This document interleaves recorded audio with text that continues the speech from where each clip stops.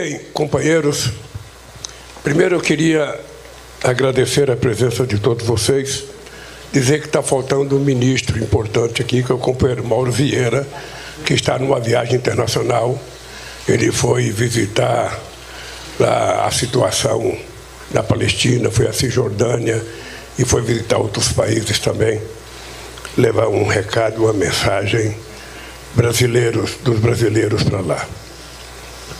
Eu quero, primeiro, agradecer o esforço que vocês fizeram nesse período todo. Eu ia trazer a foto inicial do governo, que tem todos os ministérios, e só falta 3 ministros.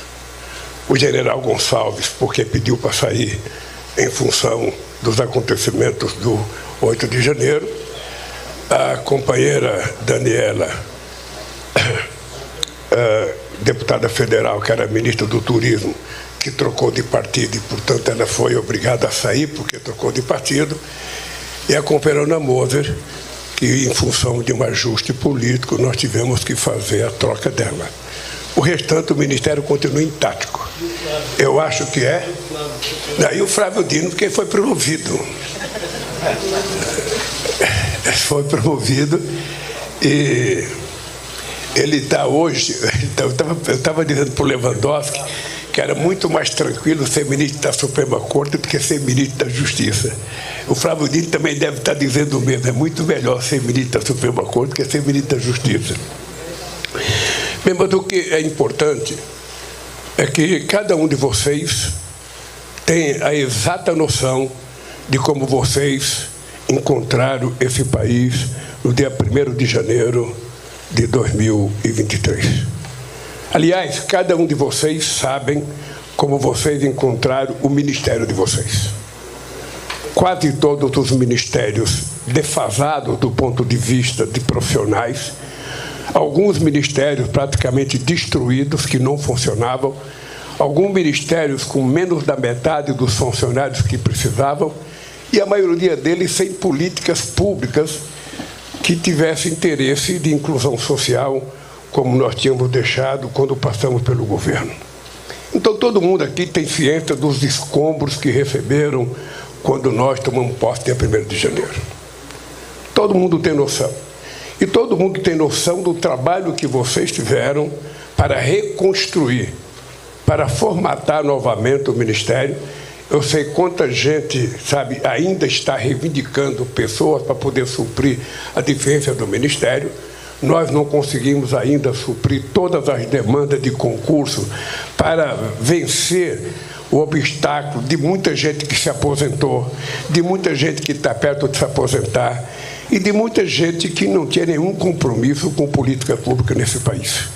A Esther tem trabalhado na tentativa da gente abrir a possibilidade de fazer os concursos que todo mundo necessita. Se pegar o Ministério da Cultura como exemplo, ele não existia, e a nossa companheira ministra está tentando fazer, sabe, das tripas corações para reconstruir. Graças a Deus teve a lei Aldir Blanc, a lei Paulo Gustavo, que deram ao Ministério possibilidade de trabalhar, além dela ter trabalhado com o mais importante orçamento de todo o tempo da existência do Ministério da Cultura nesse país. Mas, ainda assim, tem muita coisa para fazer no Ministério. Então, eu quero, nas minhas primeiras palavras, agradecer ao esforço que cada uma e cada um de vocês fizeram para colocar o Ministério de vocês funcionando. A cara de alegria que vocês veem no companheiro Fávaro é porque ele conseguiu uma coisa extraordinária, que foi, em 13 meses, abrir 98 novos mercados para produtos agrícolas brasileiros. Ele certamente vai ganhar um prêmio de alguma instituição internacional por ser o melhor vendedor que o Brasil teve nesses últimos tempos. Vendedor de políticas boas, vendedor de produtos produzidos pelo Brasil e não vendedor de empresas estatais. Vendedor dos produtos brasileiros. Bem, então o nosso primeiro ano foi um primeiro ano de recuperação. E não foi fácil. Todo mundo aqui sabe que recuperar uma coisa estragada é mais difícil do que começar uma coisa nova. Todo mundo sabe a quantidade de obras em cada área que vocês pegaram, sobretudo no Ministério da Saúde, a quantidade de postos de saúde, de clínicas que estavam paralisadas. Todo mundo sabe, na área da educação, a quantidade de creches, de escolas, de instituto, de faculdade, de instituto de pesquisa atrasado. Todo mundo sabe os salários atrasados no setor de ciência e tecnologia. Todo mundo sabe os salários, as bolsas atrasadas. E vocês sabem que foi um trabalho hércules para que a gente recuperasse tudo isso. Recuperar o Bolsa Família, incluindo mais gente, aumentando o Bolsa Família. A gente criar programas educacionais que vai da alfabetização na hora certa, ao pé de meia, aos institutos federais, da recuperação de vários prédios de universidades que estavam paralisadas. Todo mundo sabe o que foi feito nesse país para que a gente recuperasse o poder aquisitivo do salário mínimo. É o segundo ano consecutivo que o salário vai aumentar acima da inflação. Todo mundo sabe as coisas que o Rui vai falar aqui, sabe da recuperação da massa salarial, mas todo mundo sabe também que ainda falta muito para a gente fazer. Por mais que a gente tenha recuperado farmácia popular, o Mais Médico, por mais que tenha feito clínica, a gente ainda tem muito para fazer, em todas as áreas.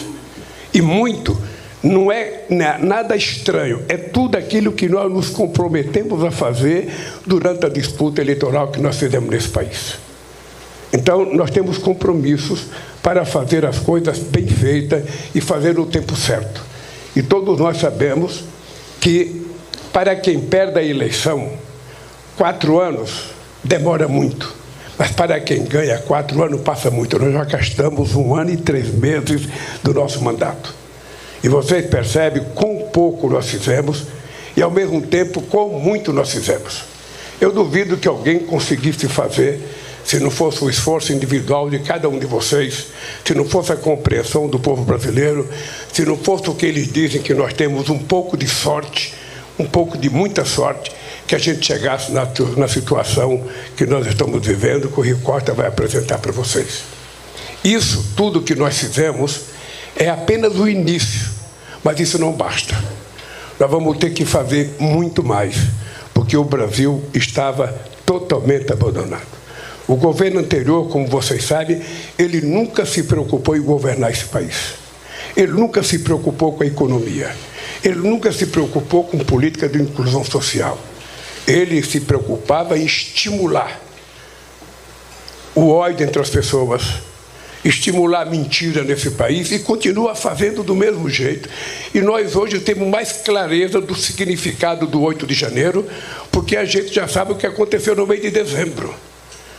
Hoje a gente tem clareza por depoimentos de gente que fazia parte do governo dele, ou que estava no comando, inclusive, das próprias Forças Armadas, de gente que foi convidado pelo presidente para fazer um golpe. Então, se há 3 meses atrás, quando a gente falava em golpe, parecia apenas insinuação, hoje nós temos certeza que esse país correu sério risco de ter um golpe em função das eleições de 2022. E não teve golpe, não só porque algumas pessoas que estavam no comando das Forças Armadas não quiseram fazer, não aceitaram a ideia do presidente, mas também porque o presidente é um covardão. Ele não teve coragem de executar aquilo que ele planejou. Ele ficou dentro de casa aqui no Palácio chorando quase que 1 mês e preferiu fugir para os Estados Unidos do que fazer o que ele tinha prometido, na expectativa de que fora do país o golpe poderia acontecer, porque eles financiaram as pessoas na porta dos quartéis para tentar estimular a sequência do golpe. Como não deu certo, então eles agora estão dizendo que nós estamos ferindo a democracia, que eles eram inocentes, que eles apenas fizeram discussões, mas que não houve nada de concreto. Mas nós sabemos que houve a tentativa de um golpe nesse país. Quem tinha dúvida agora pode ter certeza que, por pouco, a gente não voltou aos tempos tenebrosos nesse país, em que as pessoas achavam que apenas com golpe, com a participação de alguns militares, poderiam ganhar o poder nesse país. O povo foi mais sábio, o povo foi mais corajoso, e nós estamos aqui com uma incumbência de fazer uma coisa muito importante, que não é só Não é só a da gente resolver o problema da economia, o problema da saúde, o problema do transporte, o problema da agricultura. Nós temos que resolver uma coisa muito mais séria, que é a consolidação do processo democrático desse país. A democracia passa a ser uma coisa fundamental nas nossas vidas. O respeito às instituições, que garante a existência da democracia. O respeito à nossa Constituição, que são coisas que nós precisamos levar em conta. Que fomos nós que fizemos a Constituição mais participativa da história desse país. A Constituição foi considerada a Constituição cidadã.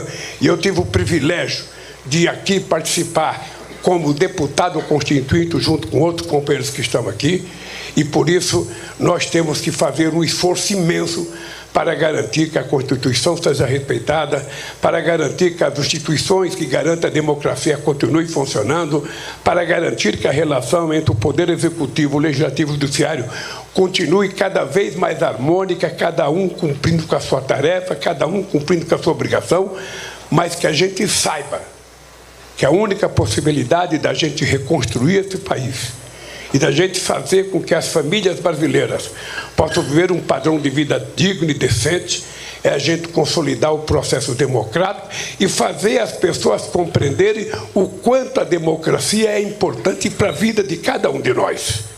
A democracia não é importante para quem está na presidência ou para quem está no parlamento. A democracia é importante para as pessoas mais simples, para as pessoas mais humildes, para as famílias, para as mães, para os pais que saem de manhã para trabalhar e votam, porque a democracia significa que essas pessoas não querem apenas falar da liberdade, sabe, muito distante. Eles querem falar de trabalho, eles querem falar de salário, eles querem falar de lazer, eles querem falar de cultura, eles querem falar das coisas que diz respeito ao dia a dia dele. Um país em que a religião não seja instrumentalizada como um instrumento político de um partido político ou de um governo. Que a fé seja exercitada na mais plena liberdade das pessoas que queiram exercê-la. A gente não pode compreender a religião sendo manipulada da forma vil e baixa como está sendo nesse país. Então, democracia é a gente tentar fazer com que esse país volte à normalidade. E nós temos esse compromisso e nós vamos cumprir. Eu tenho certeza que quando chegar ao final do nosso mandato, esse país será mais democrático, o povo estará vivendo melhor, o povo estará comendo melhor, o povo estará estudando melhor, o povo estará vivendo muito mais dignamente nesse país como cidadãos de primeira classe, porque a gente precisa fazer com que as pessoas alcancem um degrau na conquista da escala social desse país. Quando a gente pensa em cuidar dos pobres, a gente não está fazendo favor, a gente está apenas cumprindo com a nossa obrigação. Porque é uma profissão de fé em cada um de nós saber que o governo, embora tenha que governar para todos, a gente tem que ter um olhar muito mais generoso para aquelas pessoas que mais necessitam, para aquelas pessoas mais humildes, para aquelas pessoas mais pobres. E isso é uma marca que eu trago na minha vida sindical, é uma marca que eu trago na minha vida política, é uma marca que eu consegui fazer com que desse certo no governo, nos meus 2 primeiros mandatos. E eu voltei para garantir isso outra vez. Essa é a minha profissão de fé. Esse é o meu compromisso, é melhorar a qualidade de vida do povo brasileiro. É melhorar a qualidade do emprego do povo brasileiro. Por isso, um programa como o Pé de Meia, que vai ter um investimento de quase 7 bilhões de reais, que muita gente acha que é custo, que é gasto, e eu digo que gasto é que se a gente estivesse aplicando esse dinheiro para fazer cadeia, para combater esses jovens que não estudam porque tem que trabalhar, sabe, para sair do narcotráfico. A gente quer recuperar esse jovem, sabe, enquanto ele é jovem e ele não está, sabe, no crime organizado, ele não está na bandidagem, porque depois fica tudo muito mais difícil. O que nós queremos é garantir que cada jovem nesse país tenha o direito de estudar, que cada mãe tenha a tranquilidade de, com a escola em tempo integral, ter o seu filho estudando o dia inteiro, não à mercê de uma bala perdida. mas sabendo que a criança está sendo bem cuidada dentro da escola e que ela pode trabalhar fora de casa, quando voltar do serviço, vai pegar o seu filho e a gente vai construir uma sociedade mais harmônica, uma sociedade mais saudável, uma sociedade em que a gente possa ter mais solidariedade, mais fraternidade, mais companheirismo e mais igualdade no tratamento do Estado para com as pessoas. É esse país que nós vamos construir. Por isso eu agradeço a todos vocês o que vocês fizeram até agora. Foi muito trabalho. Eu sei que foi muito trabalho, eu sei que agora começa, sabe, o pessoal, porque no meu ministério estão cortando um pouquinho de dinheiro, no meu ministério cortando. As pessoas já olham para Simone Tebet achando que ela que está cortando, ou para o Haddad achando que é você que está cortando. Muitas vezes tem a necessidade que está cortando, mas que nós vamos ter que fazer um trabalho imenso para repor, porque sem dinheiro os ministérios não funcionam. E nós precisamos garantir que os ministérios funcionem. Dito isso, queridos companheiros e companheiras, eu não sei se eu fiz aquilo que a imprensa imaginava que eu ia fazer, porque desde sexta-feira a imprensa está tentando adivinhar o que eu vou fazer nessa reunião. E eu vou fazer só isso, fazer uma discussão sobre o governo.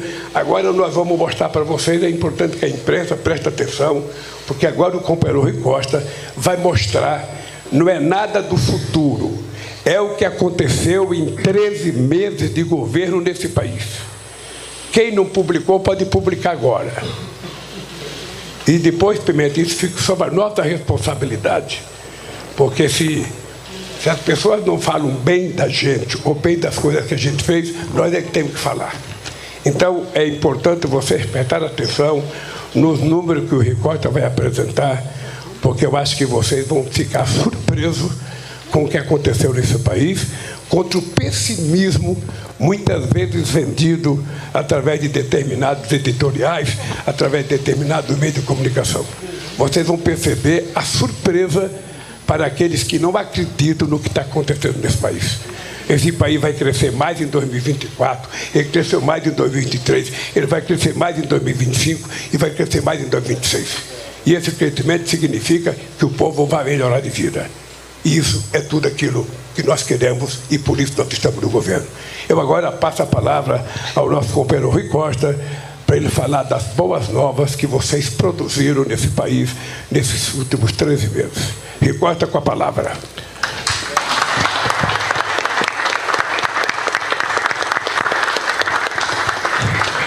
Bom dia, presidente, bom dia, vice-presidente, e bom dia a todos, todas.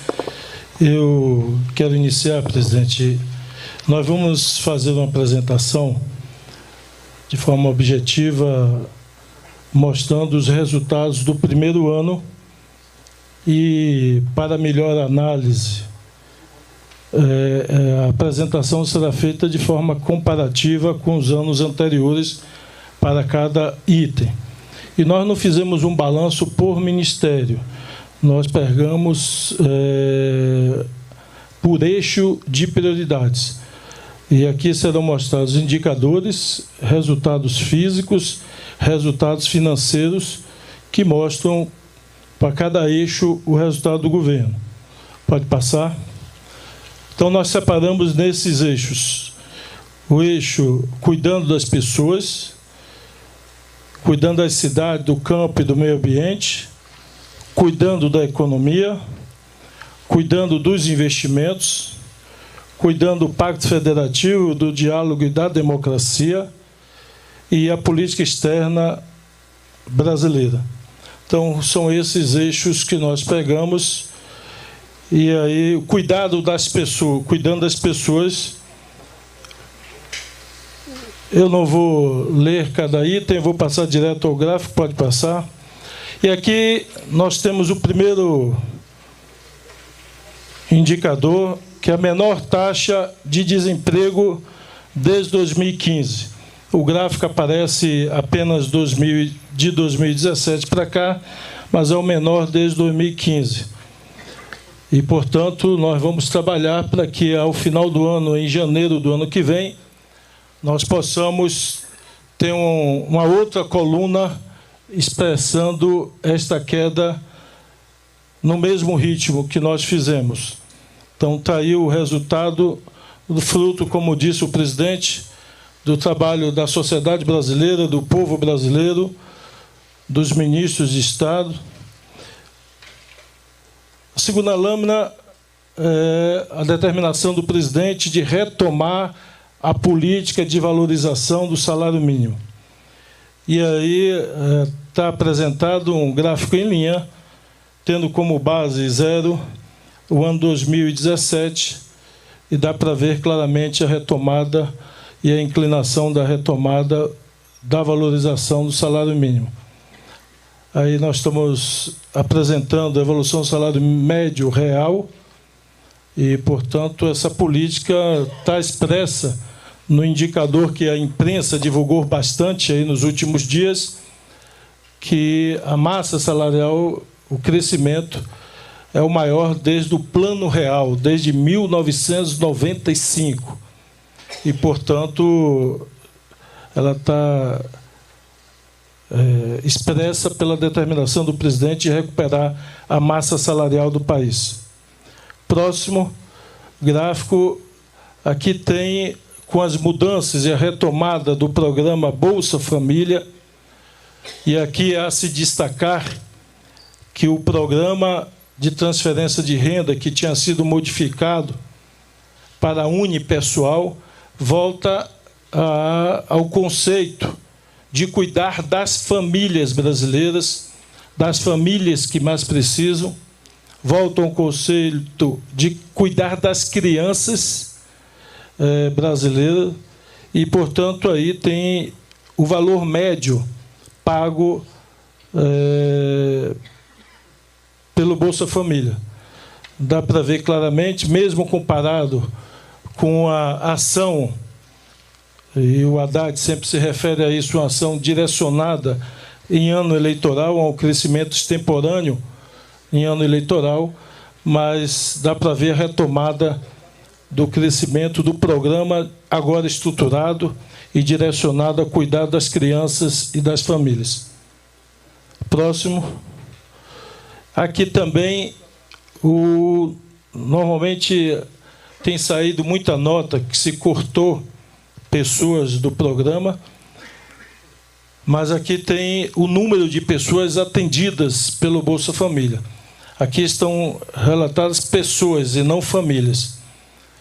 E, portanto, nós temos um número levemente maior, mesmo considerando a política extemporânea que foi feita em ano eleitoral, o que demonstra uma preocupação, uma orientação, uma reorganização do programa para atendimento das pessoas que mais precisam do apoio do Estado no Brasil.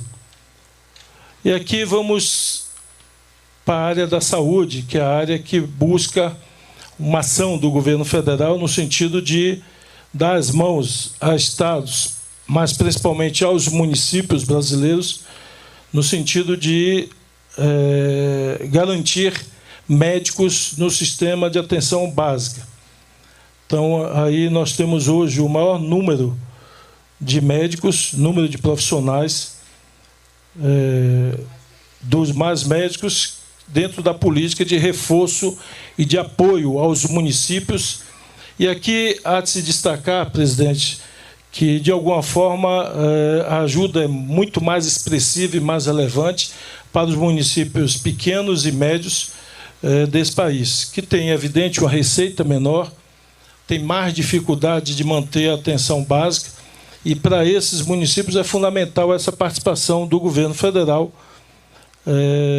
e mostra o robusto crescimento. E aqui há de se destacar, a ministra Anísia, eu sei que ficou muito feliz com o processo de resultado, que na criação nós tínhamos muitos médicos de outros países, mas nessa versão dos mais médicos, nós tivemos a felicidade de ver maciçamente, ou quase a totalidade, de médicos brasileiros, e uma surpresa positiva é que, na maioria das regiões, os médicos eram das próprias regiões, quando não das próprias cidades, ou seja, jovens que haviam feito curso de medicina, haviam se formado e se inscreveram no programa para atender na região que eles nasceram ou na cidade que eles nasceram. Essa é uma característica aí do programa. Próximo. Aqui, outra ação importante, que foi a ação de garantir acesso a remédios do programa Farmácia Popular.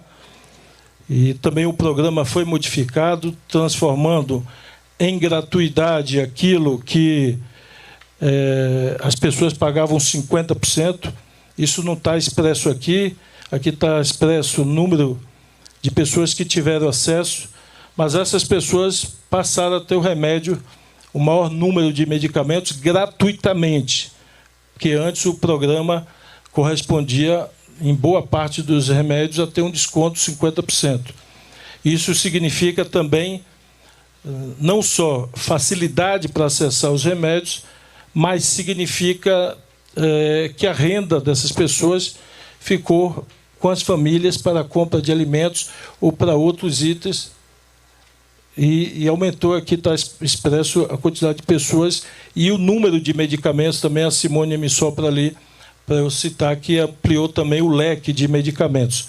Portanto, nós, além de ampliarmos o número de pessoas, ampliamos o número de medicamentos e as pessoas passaram a ter o remédio gratuitamente. Aqui, o repasse a municípios e estados para o Fundo Nacional de Saúde. E aqui, presidente, há de se destacar uma mudança que seguiu a sua determinação. Quando o senhor assumiu ano passado, nós tínhamos muitos municípios que haviam, há algum tempo, para falar de alguns anos, registrado junto ao Ministério da Saúde o pedido, presidente, para a sua equipe da saúde funcionar, para a sua equipe dentária funcionar, ou para uma policlínica funcionar, ou para uma UTI funcionar. E isso estava engavetado no Ministério. 1, 2, 3, 4 anos que não havia deliberação para credenciamento desses serviços. Então, alguns serviços o prefeito, o governador havia colocado para funcionar com recursos próprios, sem a participação da União, portanto, quebrando o Pacto Federativo do SUS, que é contribuição tripartite, e outros serviços simplesmente não funcionaram porque os prefeitos não tinham recurso sozinho para botar o recurso. E quando o senhor assumiu, o senhor disse e determinou a ministra Anísia e que regularizasse esse pedido de credenciamento dos municípios. E aí, não sei se a Anísia tem de cabeça a quantidade de credenciamentos que estavam.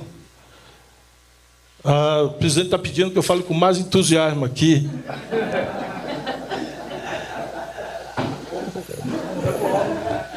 E vamos... Hein?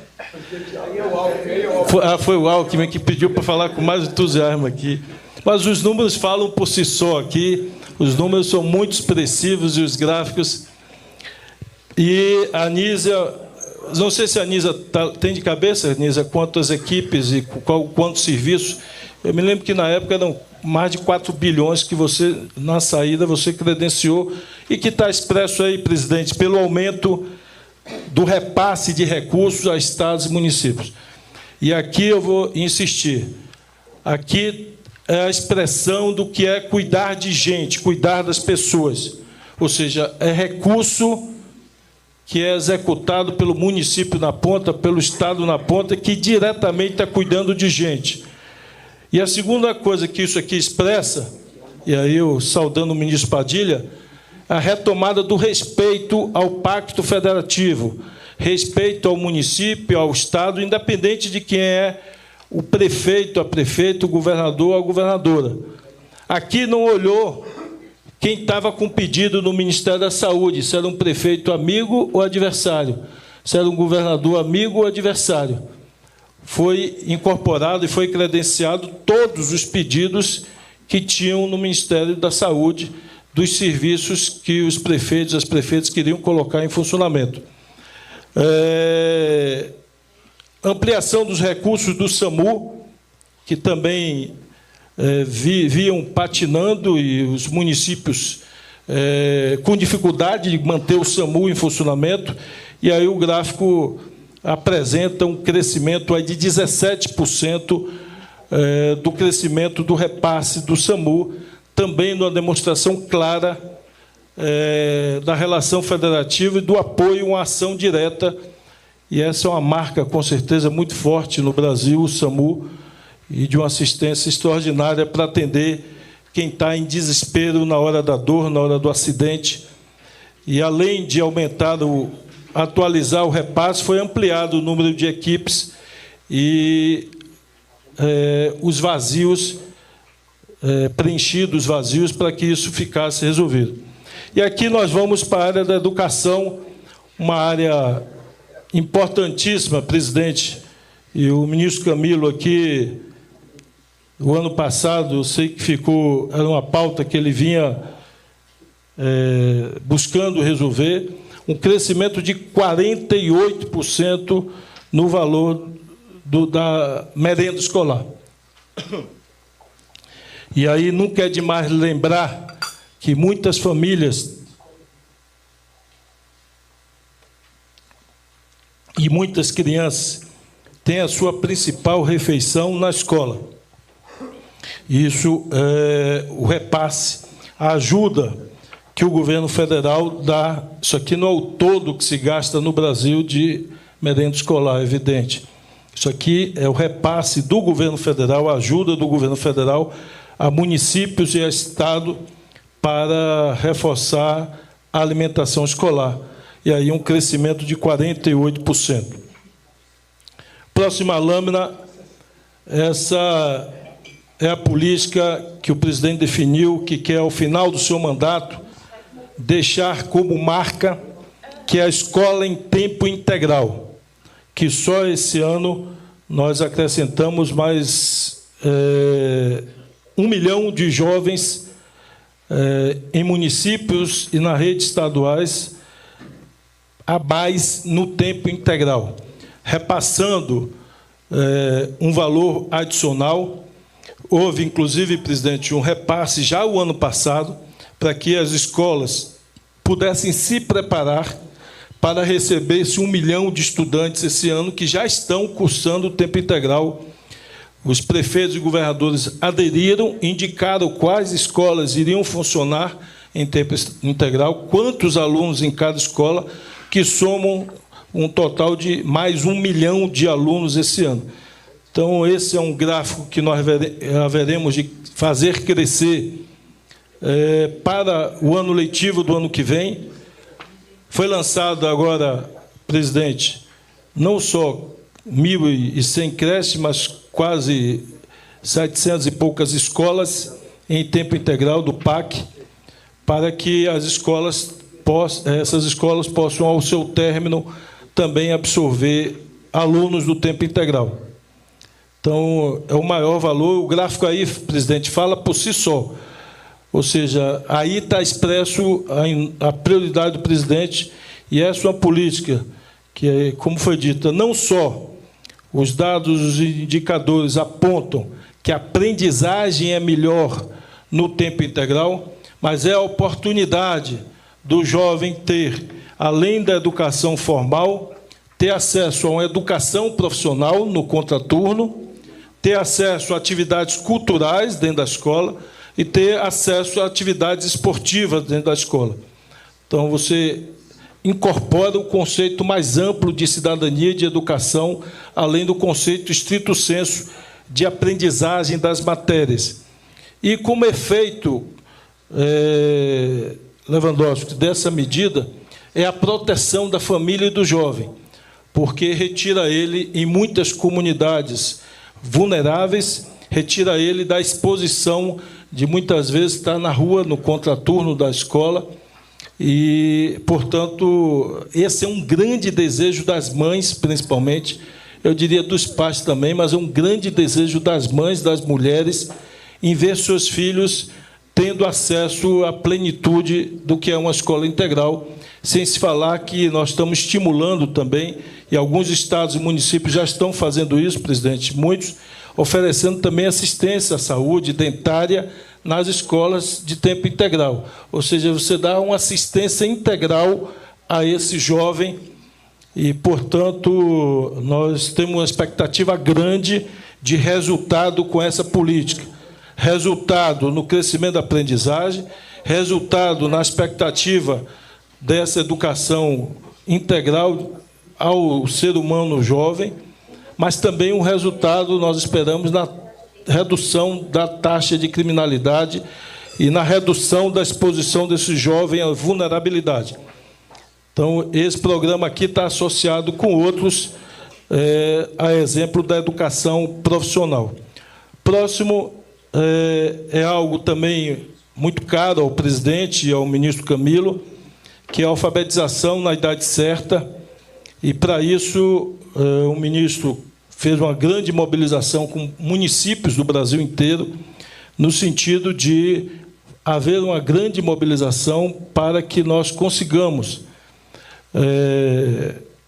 rever o atraso, até eu posso afirmar, aguçado pela pandemia, que é o desalinhamento da alfabetização no tempo certo. Então, se eu gravei bem o dado, o ministro Camilo disse que quase 60%, é isso, Camilo? Então, 60% estão desalinhados na alfabetização em relação à sua idade, que deveria ser até a segunda série do Fundamental 1. E, portanto, aqui está expresso o crescimento do valor, cresceu 32%, o valor pago do governo federal aos municípios, nessa grande mobilização pela alfabetização na idade certa.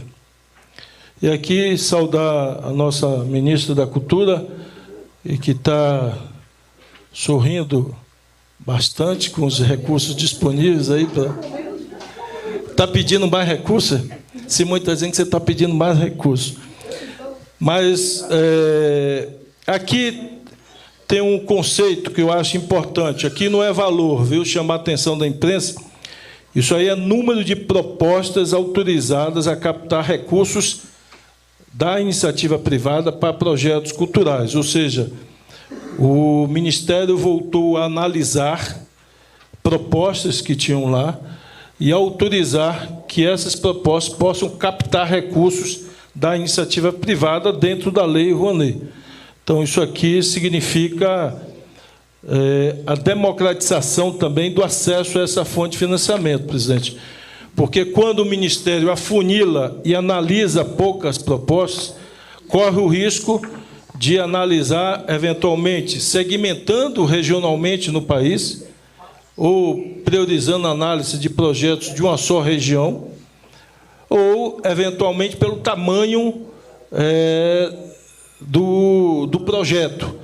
Eventualmente, pode ficar restrito a analisar só grandes projetos, prejudicando, portanto, uma universalização do ponto de vista regional e do acesso dos pequenos projetos. E esse grande número aqui analisado significa que foi democratizado pelo Ministério, ou seja, ao analisar este número, ele possibilitou que todos fossem juntos ao mercado disputar esse recurso, porque aquele projeto que não é sequer analisado no Ministério não pode disputar recurso no mercado. Não é isso, ministro?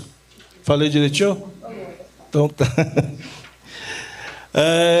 Aqui, ampliação dos recursos para o Fundo Setorial do Audiovisual. Aqui também está expresso a prioridade que o presidente havia dito na sua caminhada, na sua campanha, que iria priorizar a cultura em nosso país, ampliação bastante substantiva dos recursos do audiovisual.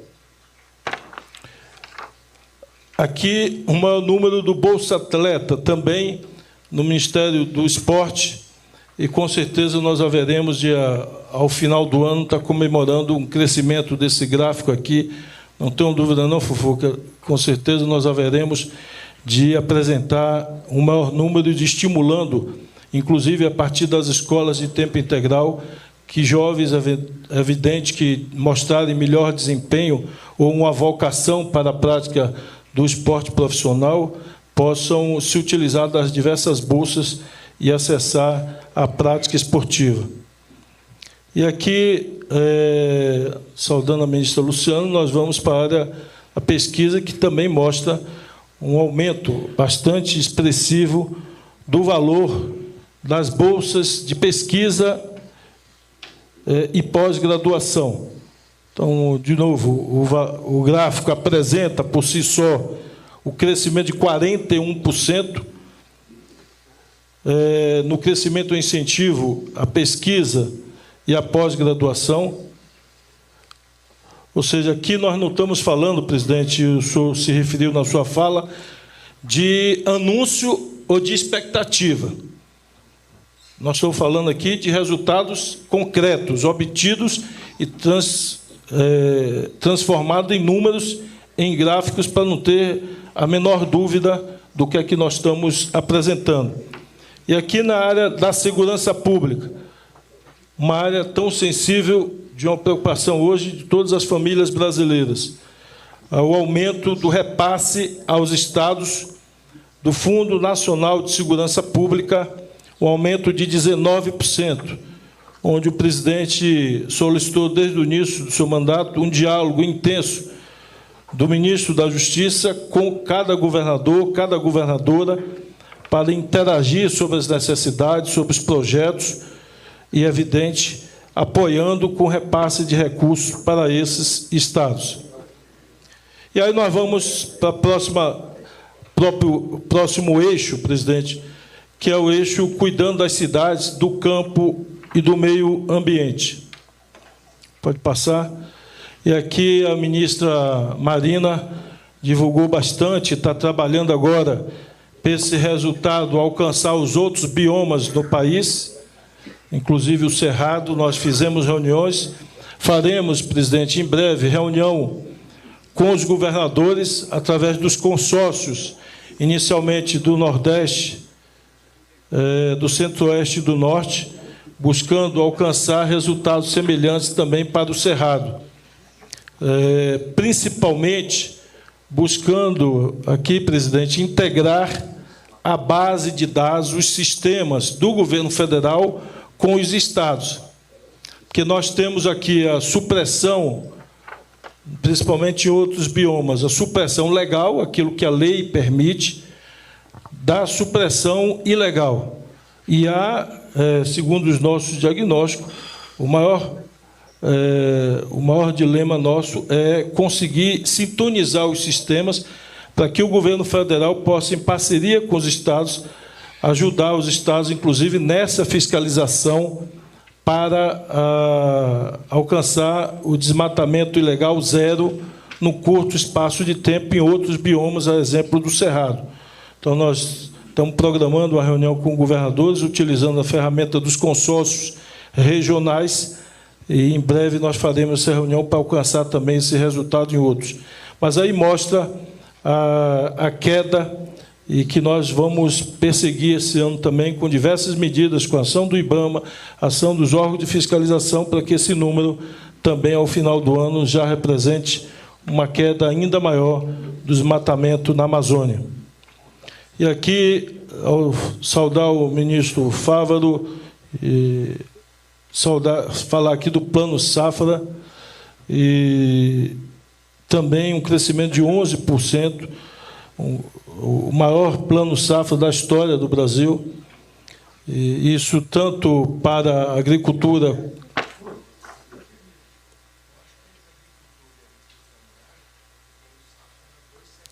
isso tá separado, nós vamos mostrar lá na frente.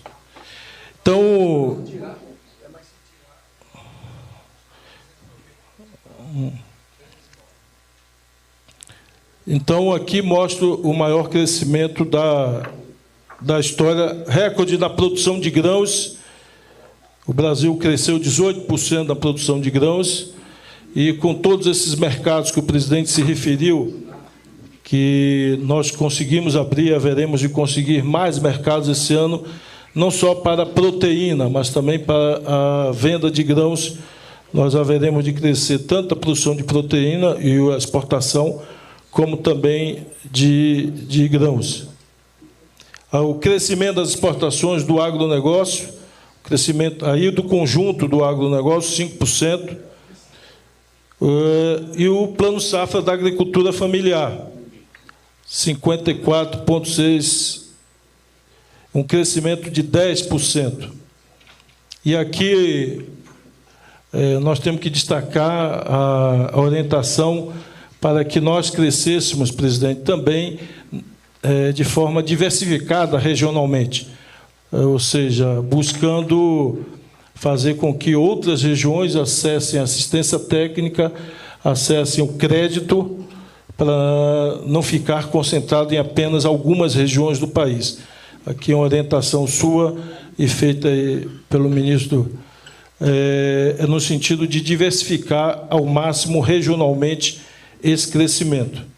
Próxima lâmina do PAA, um programa que o presidente dá uma prioridade enorme e sempre está perguntando ao ministro Paulo ali pelos resultados do PAA, um crescimento, o número aqui é bastante expressivo, de 79% no PAA, onde a orientação do presidente e do ministro Paulo Teixeira é no sentido de haver um crescimento também da mecanização dos agricultores.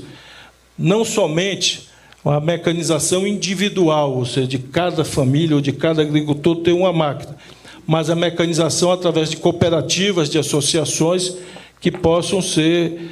o que interessa, ao fim e ao cabo, é que o agricultor tenha a sua terra arada, a sua terra mecanizada, não necessariamente por uma máquina de propriedade exclusiva sua, mas que ele tenha no tempo que ele precisa a máquina disponível, e por isso há uma orientação para que, com isso, também teremos um efeito, vice-presidente Alckmin, ministro da Indústria e Comércio, do crescimento de vendas de máquinas agrícolas, de equipamentos agrícolas no Brasil.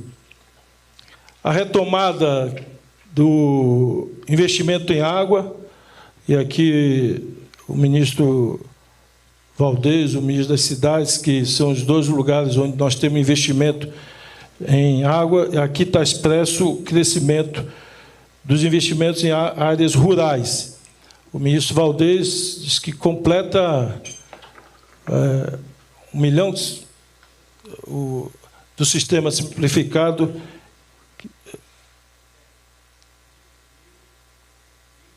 mil unidades de dessalinização, que está incluso aqui, que é voltado para a área rural, presidente. Ou seja, a retomada aqui do investimento para levar água para quem precisa. Aqui não são água nas cidades, mas é água na zona rural, que todos os dados publicados apontam que o maior vazio que nós temos de água tratada para a população brasileira são nas áreas rurais. E aqui aponta, são 19 vezes maior o investimento de água na zona rural ao longo desse ano.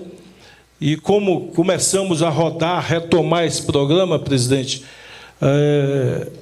a partir do seu governo, ou seja, em meses de 2023, esse crescimento em 2024 deve se tornar mais expressivo e mais sentido pela população na ponta, porque aqui nós estamos falando de contratações que foram feitas, licitações que foram feitas, empenhos que foram feitos, mas não necessariamente a obra feita na ponta. Então, feita a licitação, feito o empenho, essas licitações, esses empenhos começam a rodar e se transformar em água na ponta, está se transformando ao longo desses meses.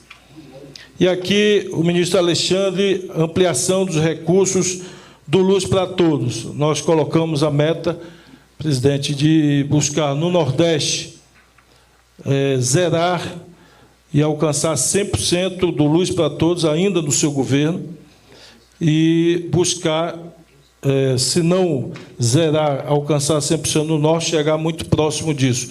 Por isso, o aumento dos recursos em 26% do Luz para Todos. E essa é uma área que o senhor vai fazer novas reuniões e ter novos anúncios para a população brasileira. cuidando da economia, o ministro Haddad falará logo depois, mas nós trouxemos alguns dados aqui importantes, ele com certeza trará outros. Inflação em queda e dentro da meta, o IPCA expressa, e nós, portanto, haveremos, e ele deve apresentar isso, a expectativa da queda de inflação continuar, para que a gente volte aos patamares anteriores, aí no patamar de 2017, 2016, mas a queda expressiva. De novo, eu estou falando não de projeção, nem de expectativa, nós estamos falando de dados da realidade. Melhoria da balança comercial brasileira.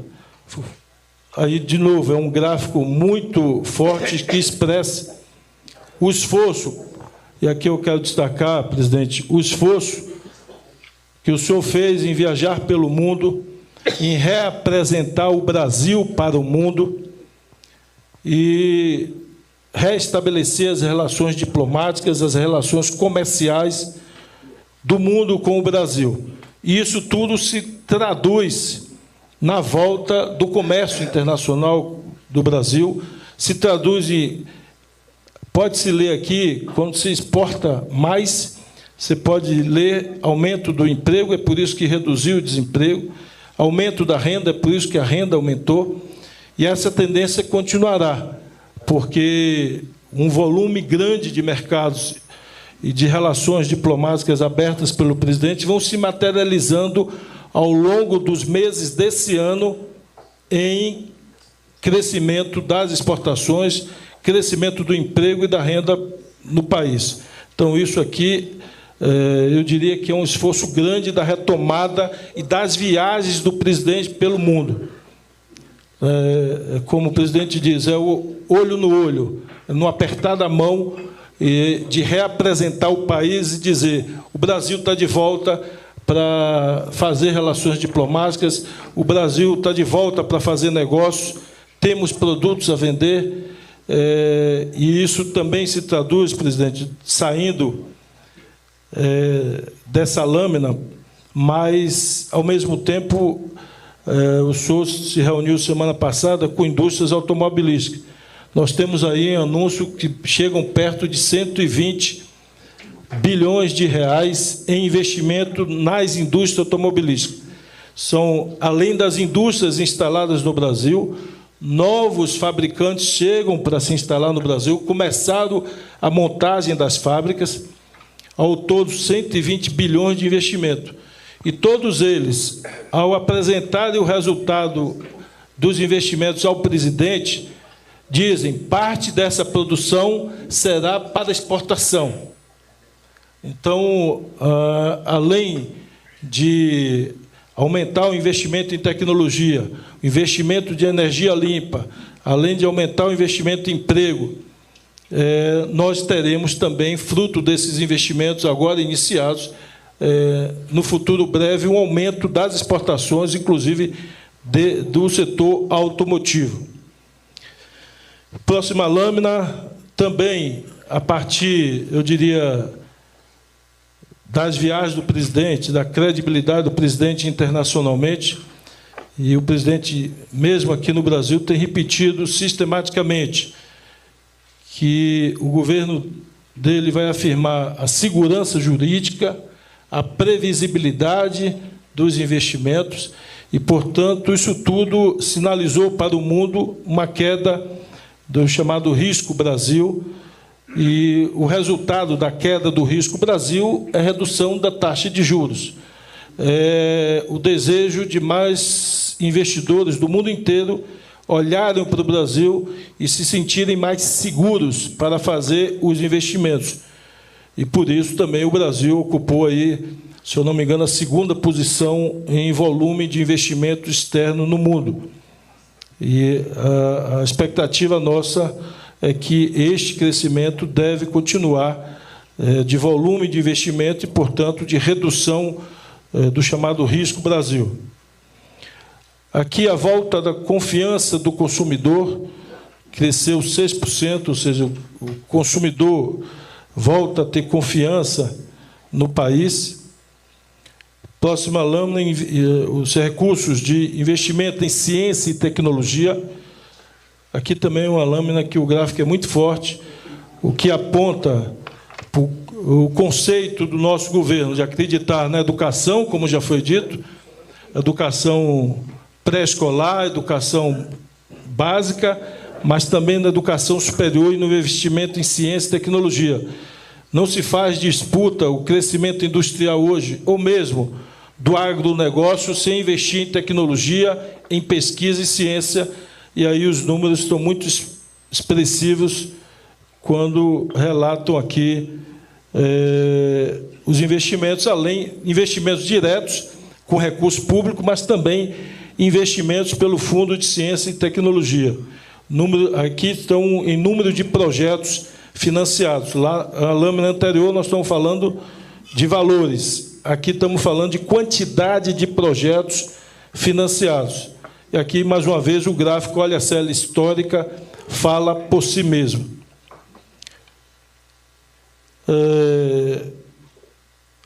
Retomada do orçamento público como peça de planejamento de Estado, e aqui, mais uma vez, buscando afirmar que a orientação do presidente é aumentar o investimento, sem hipótese nenhuma perder de vista no horizonte o equilíbrio fiscal das contas públicas.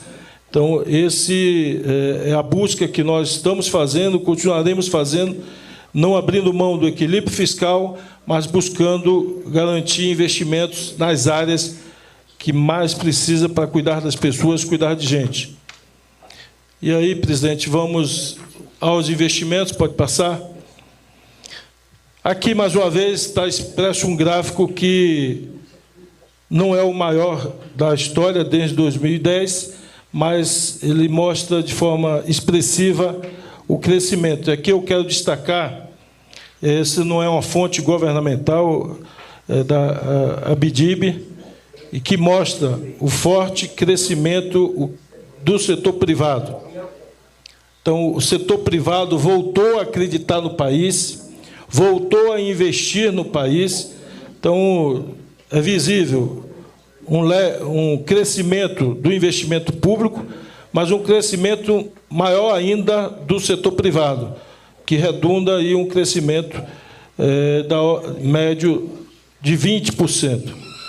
A expectativa nossa, portanto, é com todos os investimentos que Renan está fazendo, que o Alexandre está fazendo, disponibilizar energia, e o setor privado está fazendo, nós iremos ter esse gráfico, um crescimento do ano 2024 muito mais robusto, do ponto de vista de sinalizar o crescimento do total de valores investidos.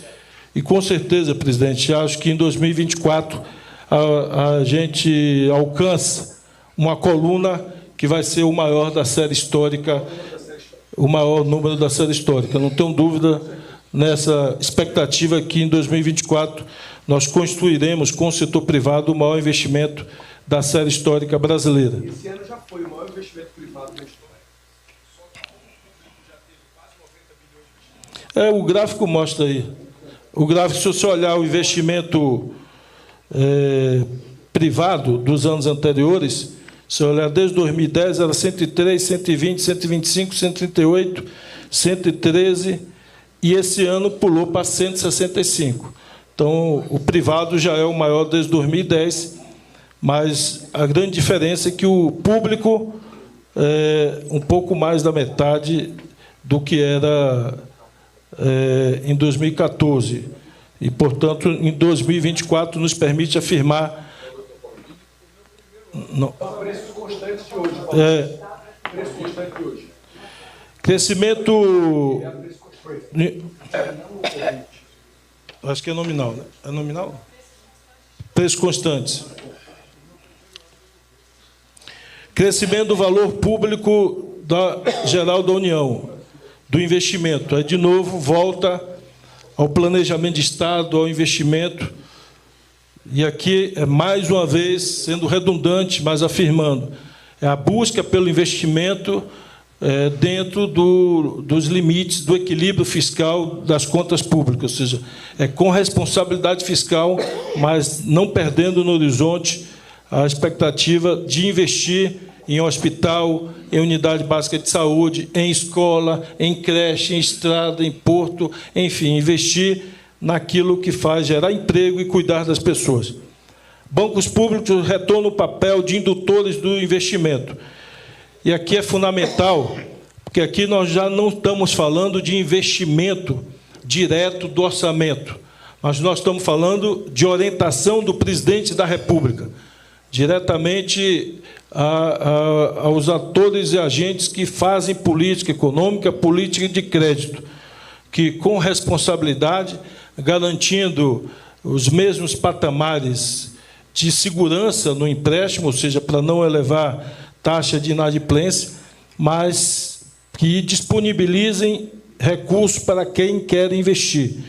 E aí está expresso os 3 bancos. Aqui poderia estar, o BNB não está aqui, mas também cresceu, até poderia estar, vamos botar o BNB aqui nessa lâmina, e o BASA também.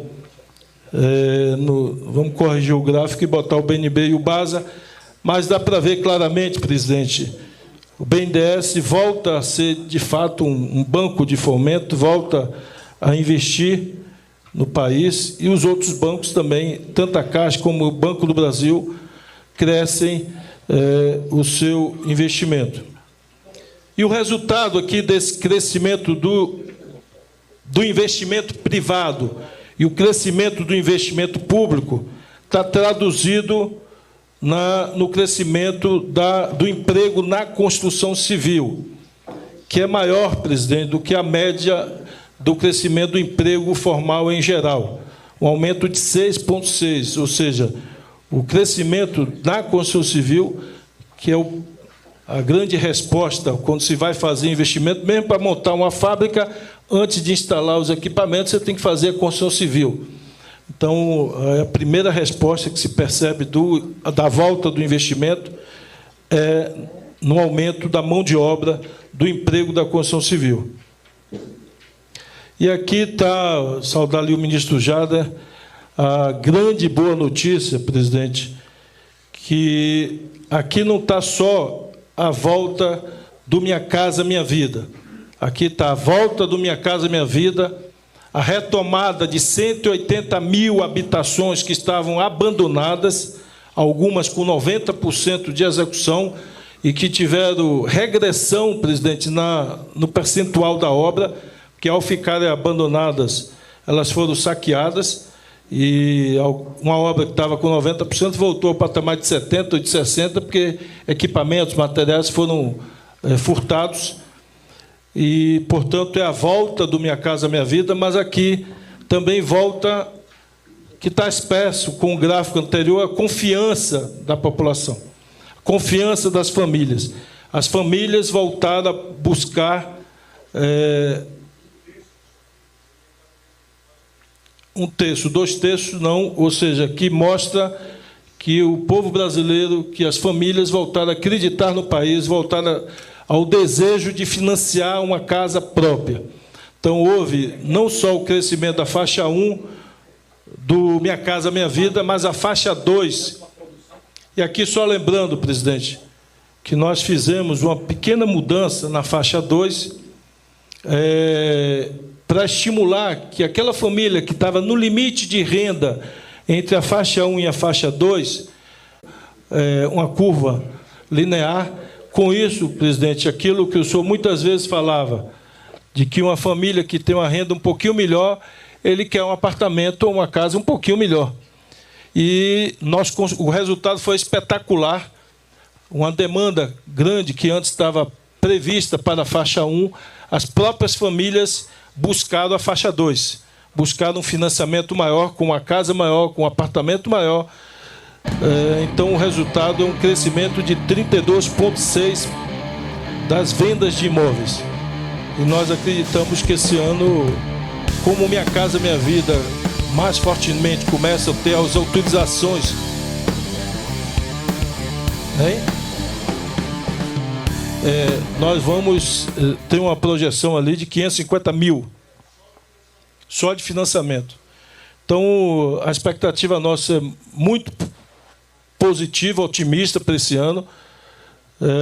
Minha Casa Minha Vida, as empresas começam a construção agora, propriamente dito, que foi lançado o projeto, as empresas apresentaram suas propostas à Caixa, a Caixa analisou, selecionou, autorizou e agora está assinando os contratos e está autorizando, desde janeiro começamos a autorizar, e agora, março, abril e maio, deve deslanchar todas as autorizações para início das obras do Minha Casa Minha Vida. Então, esse número e esse gráfico aqui deve ser muito maior para o ano de 24, sinalizando, portanto, que o setor da construção civil, o setor do financiamento de imóveis deve ser um setor que deve puxar o crescimento da economia brasileira esse ano.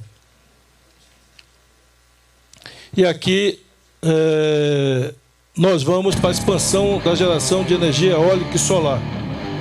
E aqui, presidente, mais uma vez, mostra a opção que o país fez por ser líder na geração de energia renovável. O gráfico também aqui fala por si só, um crescimento de 64%. E o gráfico seguinte, que nós vamos passar, sinaliza que esses valores aumentarão ainda de forma substantiva. Porque aqui, presidente, muitos projetos que estão contratados como projeto executivo, as empresas mobilizadas para iniciar a obra, não iniciaram porque não tinham a data que iria ser iniciado os leilões. Até porque nenhum leilão da linha de transmissão foi feita. E o ministro já realizou 2 leilões, e agora em abril, né? Agora em abril fará o terceiro grande leilão de linha de energia. O que é que tem a ver leilão de linha de energia com essa eólica e solar? Porque muitos projetos ficam em áreas, presidente, que não conseguem ter linha de transmissão para escoar essa produção. Como o centro consumidor da energia está no Sudeste e o centro produtor está no Nordeste, portanto, esses investidores, apesar de estar com recurso contratado, com projeto executivo feito, não iniciaram, porque eles projetavam em 2, 3 anos o parque está pronto e a linha de transmissão inexistente. Então, com a contratação da linha de transmissão, com contrato assinado, com data marcada para a empresa que ganhou entregar a linha, agora os investidores dizem: agora vamos iniciar a nossa obra, porque nós sabemos que data nós teremos a linha de transmissão. Então, esse ano, nós devemos destravar muitos investimentos e, portanto, esse número de 2024 será ainda mais forte do ponto de vista de crescimento. Isso aqui tudo traduza em crescimento de emprego e renda. Nós crescemos muito, presidente, na cadeia produtiva da energia eólica. Basicamente, todos os insumos da geração de energia eólica já produzimos no Brasil, inclusive os aerogeradores, e outras empresas chegam para se instalar. Tem empresas que não estavam aqui e o ano passado tomaram a decisão de se instalar e começarão a se instalar esse ano, seja para a produção de pás, seja de aerogeradores ou de outros componentes. Assim como a solar, onde muitos produtores anunciam hoje o maior volume de placa solar é trazida do exterior. O grande volume é trazido do exterior, mas vários produtores já anunciam a instalação e ampliação das suas fábricas aqui no Brasil. Portanto, teremos também um crescimento do emprego, da atividade econômica dessas áreas. E aqui é importante ressaltar para a imprensa, na energia solar e eólica, presidente, que isso dá uma capilaridade enorme para a renda, Haddad, principalmente no interior do Nordeste. Para quem... Isso aí, sugerindo uma pauta aí para a imprensa, eu já vi algumas matérias publicadas nesse sentido, comparando o antes e o depois.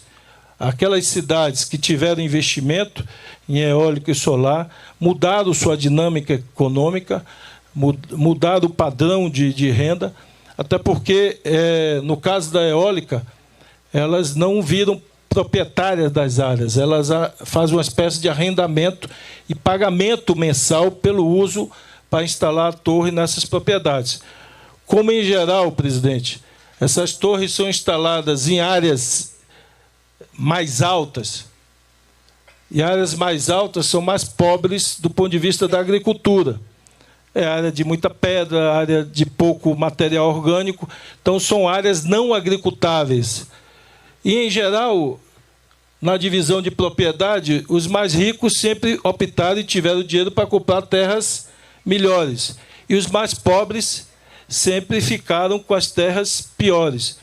E, portanto, isso muda substantivamente. A gente olha para o interior do Nordeste, muita gente que tinha terra que, no máximo, conseguia criar uns cabritos lá, hoje está recebendo a renda mensal fruto dessas torres instaladas. Tem gente com 1, 2, 5, tem gente com 10 torres instaladas em área que não era possível produzir nada. Então, isso aqui muda o padrão, além de colocar o Brasil na liderança da transição energética, tem um efeito capilar fundamental na transferência de renda e na melhoria da renda no interior do país. Então, isso aqui é algo extraordinário e que o senhor determinou prioridade absoluta. E aqui tem 2 gráficos aí para a imprensa. Um fala em distância, em quilômetros, e outro fala em recursos. Então, estamos falando em quilômetros de linha contratadas em 23 e outro em volume de recursos contratados. Então, um aumento de 101% no volume de recursos.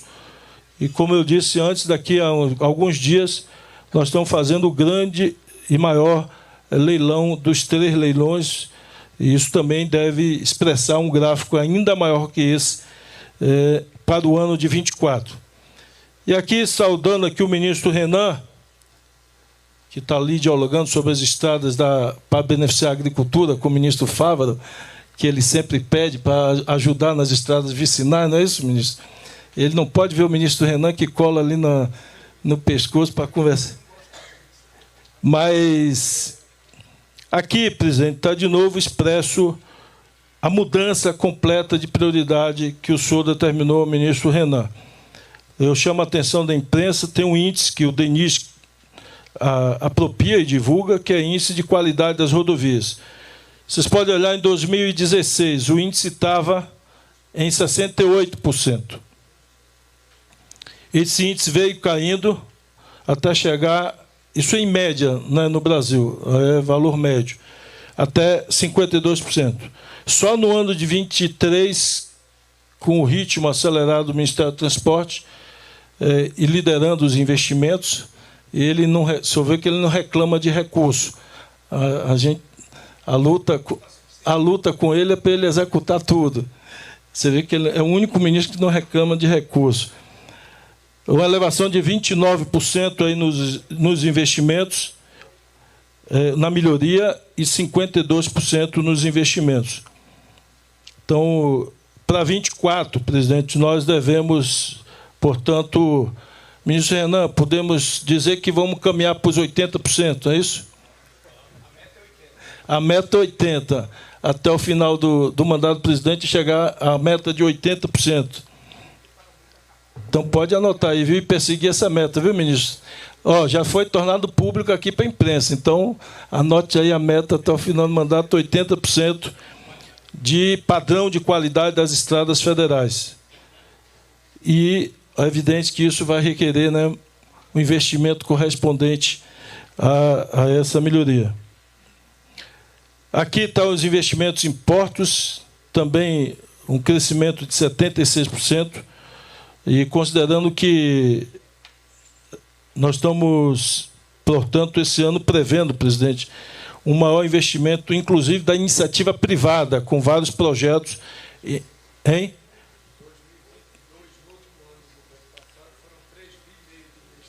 privado. O ministro Costa aqui, Silvio Costa, me sopra que é uma expectativa de contratos e de anúncios feitos em audiências com ele, do setor privado, investimento de 10 bi esse ano em 2024, para o setor privado de portos. Então, claro, é previsto, se aumentar as exportações, se está aumentando o investimento, obviamente vai aumentar o movimento portuário. E os empresários que investem nessa área já perceberam que, para manter esse ritmo de crescimento das exportações, precisam fazer investimentos nos portos.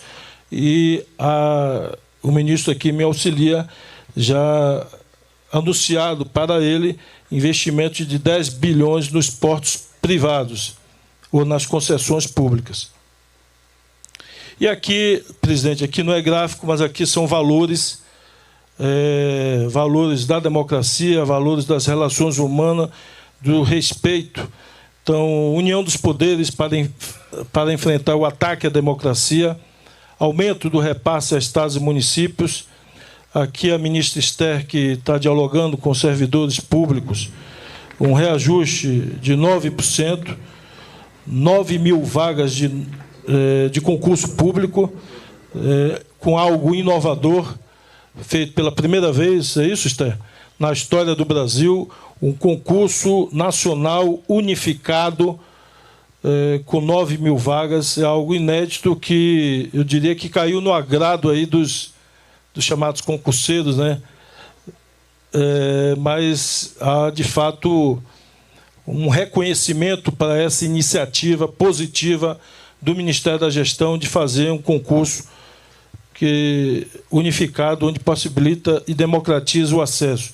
Reativação dos conselhos de diálogo com a sociedade, que se traduz em restabelecimento dos conselhos de conferências realizadas, reunião com governadores, com entidades de prefeitos, e podemos comemorar redução de 52% nos índices de violência contra jornalistas e ataques à imprensa, porque a democracia para nós é um valor. E democracia não se trata apenas de realizar eleições limpas, mas se trata do ambiente das relações institucionais, e é evidente o respeito à democracia, pilar do respeito à imprensa, é pilar da democracia.